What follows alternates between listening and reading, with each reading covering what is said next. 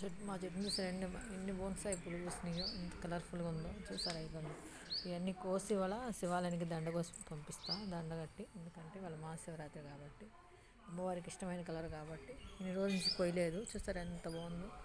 మీరు కూడా ఈ మొక్కలు పెట్టుకోండి, చాలా బాగుంటాయి. ఇంటి ముందు పువ్వు పూసినాక వారం రోజులు ఉంటుంది. వాటర్లో పెడితే అయితే 10 రోజులు ఉంటుంది. ఇంకా మన చెట్టును అయితే వారం రోజులు ఉంటుంది. ఓకే, మరి ఆ వీడియో ఇస్తే లైక్ ఇవ్వండి. చూపిస్తాం మీకు.